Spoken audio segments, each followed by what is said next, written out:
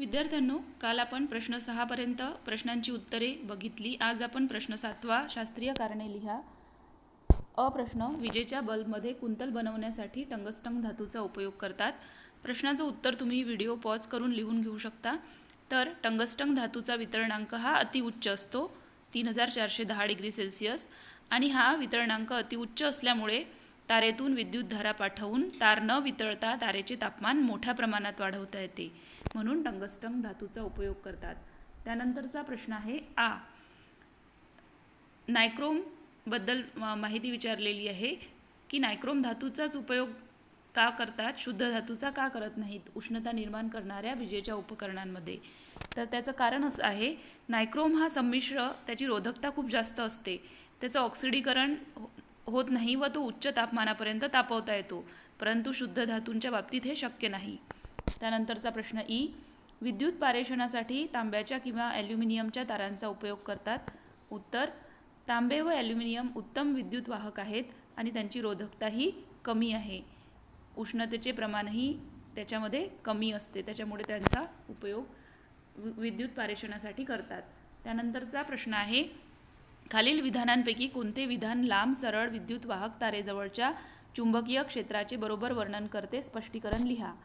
तर उत्तर आहे ई, समकेंद्री वर्तुळाकार तारेला केंद्रस्थानी ठेवून तारेला लंब प्रतलात चुंबकीय बलरेषा जातात, आणि त्याचं स्पष्टीकरण दिलेलं आहे की वर्तुळाचे केंद्र तारेवर असते, तारेवर जी वर्तुळे निर्माण होतात ती लहान असतात, परंतु जसजसं दूर गेलं तसतशी ती वर्तुळं मोठी मोठी होत जातात।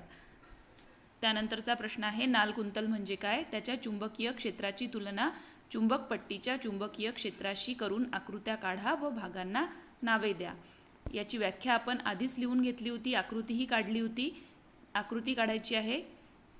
त्यानंतर त्याची व्याख्या, विद्युत रोधक आवरण असलेली तांब्याची तार घेऊन कुंडलाची मालिका तयार केल्यास त्या रचनेस नालकुंतल असे म्हणतात, आणि त्याचं स्पष्टीकरण लिहायचं आहे।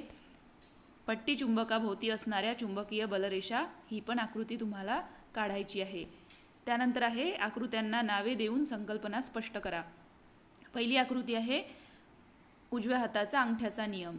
आकृती काढलेली असेल, आधी काढली असेल, पुन्हा काढा, आणि त्याचं स्पष्टीकरण, फ्लेमिंगचा उजव्या हाताचा नियम, अंगठा काय दर्शवतो, तर्जनी काय दर्शवते, मधले बोट काय दर्शवते। त्यानंतरचं आहे फ्लेमिंगचा डाव्या हाताचा नियम, यामध्ये सुद्धा तुम्हाला स्पष्टीकरण लिहायचं आहे। त्यानंतर आहे आकृत्या ओळखून त्याचे उपयोग स्पष्ट करा।